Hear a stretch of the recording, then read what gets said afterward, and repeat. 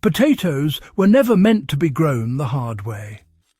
The endless digging, hilling, trenching and backbreaking soil work most gardeners accept as normal is a modern invention, not a biological requirement. Long before industrial farming rewrote the rules, potatoes were grown using a layered soil-building system that produced massive yields with almost no effort. Once you understand how potatoes actually form tubers, this lost method feels obvious, and honestly, you'll wonder why it ever disappeared. This approach doesn't fight the plant, it works with it. Why most potato plants underperform? Potatoes do not produce tubers along roots. They produce them along underground stems. That single fact changes everything. Traditional digging exposes roots, collapses soil structure, and forces plants to waste energy recovering instead of producing food. When soil is disturbed repeatedly, oxygen spikes, microbial balance breaks, and moisture evaporates too fast. The plant responds by limiting tuber formation. Smaller harvests are not bad luck, they are stress signals.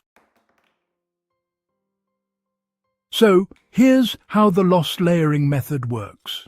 Instead of burying your potatoes deep and piling soil up around them, this old method actually builds organic matter upward, all while keeping the soil structure intact. What you do is place your potatoes right on the soil surface or just barely press them in, and then you cover them with layers that feed the microbes and help protect moisture. It's really quite clever, actually. As the plant grows, you simply add new layers on top rather than digging down below. Each new layer creates a fresh zone for underground stems to form tubers. The plant just keeps expanding upward without any stress, and honestly, you'll end up with far more potatoes than you ever could with just a single layer of soil. You start this whole process without digging a single hole. First, pick a flat spot with decent drainage.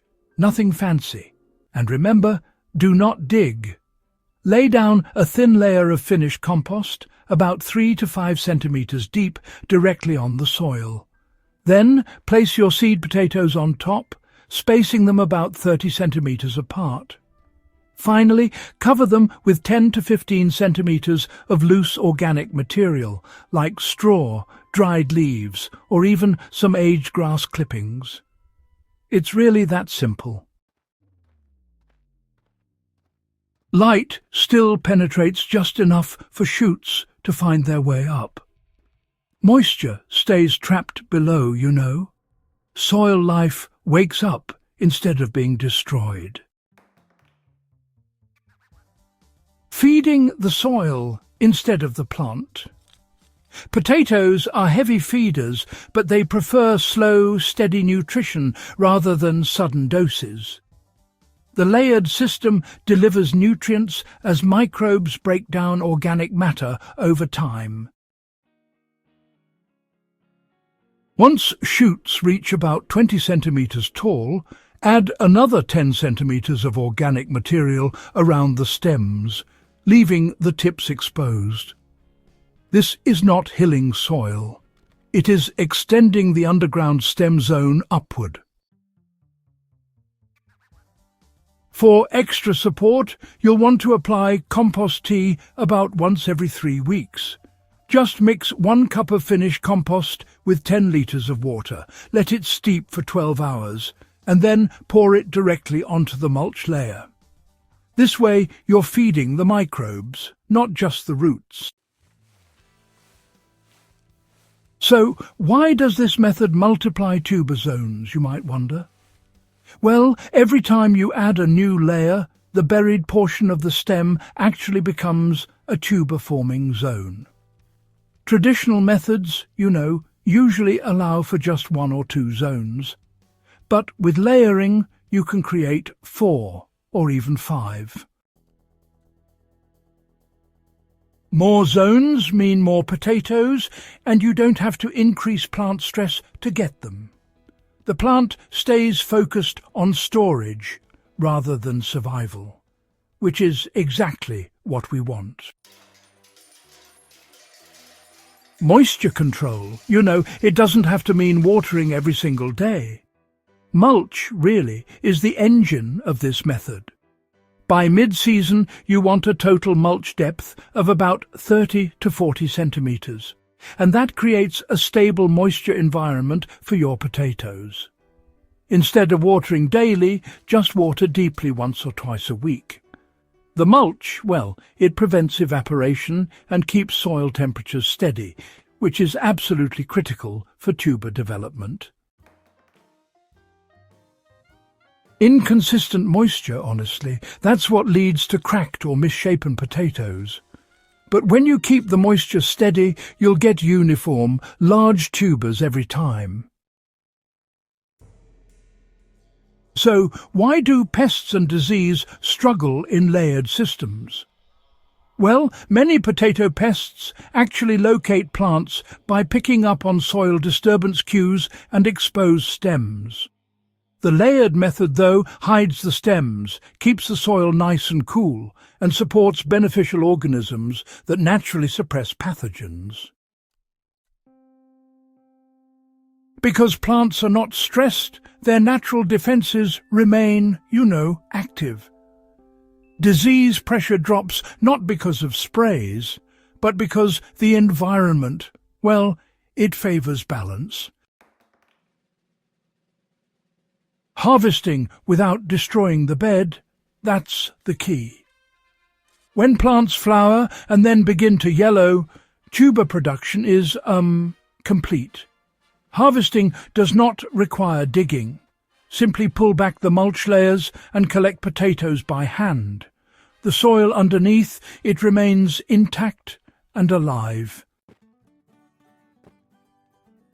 Small potatoes left behind often sprout the following season, creating a self-renewing system with minimal effort. So, why did this method disappear from mainstream gardening? Well, layered potato growing doesn't really require machines, chemicals, or constant labor. It doesn't sell products, Instead, it actually builds soil rather than depleting it. And honestly, those traits make it pretty much invisible in industrial systems that are all about speed and uniformity. But for home growers, it's actually one of the most efficient food production methods available. Yield comparisons often surprise gardeners. Gardeners using layered systems often report, 2 to 3 times the harvest from the same number of seed potatoes. The difference comes from biology, not genetics. When plants are allowed to express their full growth pattern, yield just follows naturally. This is not a trick, it's, a return to how potatoes want to grow. So, how does this fit into a soil-first philosophy? The lost potato method succeeds because it treats soil as a living partner rather than a medium to be controlled. Organic layers feed microbes. Microbes feed plants. And in turn, plants reward you with food. Once you experience harvesting potatoes without digging, without compacted soil, and without exhaustion, it really does become hard to justify doing it any other way. If this changed how you see potatoes, subscribe to Nature's Blueprint, share this with someone still digging trenches every season, and help bring effortless abundance back into the garden.